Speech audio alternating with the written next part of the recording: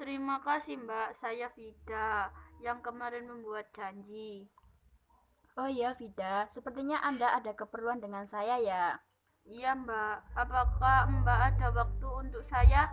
Saya ingin konseling sekarang.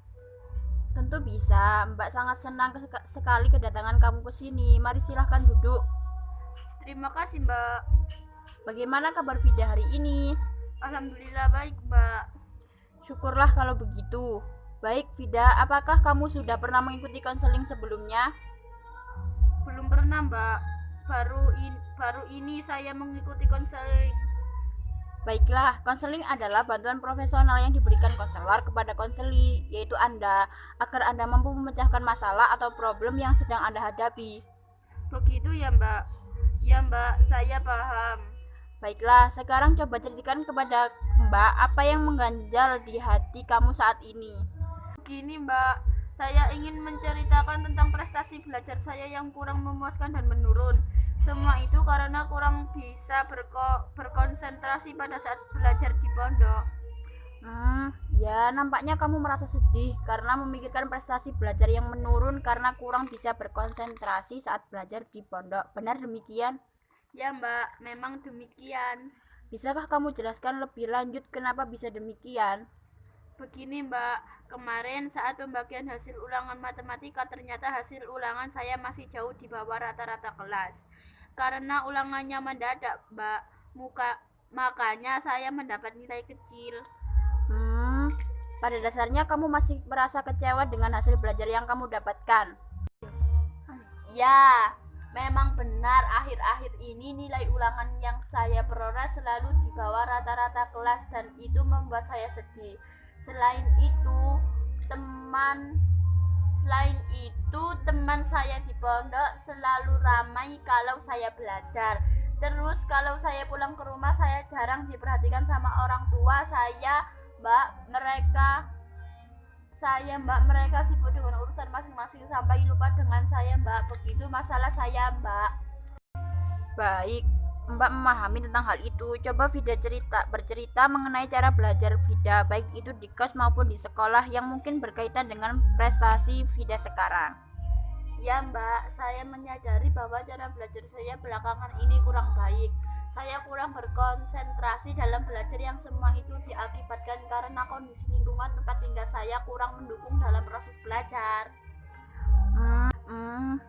Berarti prestasi Vida menurun diakibatkan karena Vida kurang bisa berkonsentrasi dalam belajar yang diakibatkan karena lingkungan pondok yang kurang bisa mendukung dalam proses belajar dan orang tua Lisa yang tidak memperhatikan Vida, begitu ya? Ya Mbak, memang benar demikian. Ya baiklah Vida, berdasarkan cerita Vida yang sudah Mbak dengarkan tadi, Vida ingin sekali bisa memperbaiki prestasi, akan tetapi Vida tidak mampu karena Vida bingung untuk mencari solusinya. Betul begitu? Ya Mbak, memang betul begitu. Dan karena itulah prestasi belajar Vida menjadi menurun dan Vida mempunyai pikiran bahwa lingkungan pondok dan teman-teman Vida kurang mendukung dalam proses belajar di pondok dan juga orang tua Vida yang kurang memperhatikan Vida. Ya Bu, memang begitulah keadaan saya. Dari penjelasan Vida tadi dapat Mbak simpulkan bahwa masalah yang Vida hadapi ini sebenarnya bersumber dari keadaan kondisi lingkungan tempat pondok Vida yang kurang mendukung dalam proses belajar yang diakibatkan oleh teman-teman yang selalu ribut dan juga orang tua yang cuek kepada kamu. Ya Mbak. Setelah Vida menceritakan semuanya tadi, kira-kira Vida sudah punya rencana belum untuk mengatasi masalah yang sedang Vida hadapi?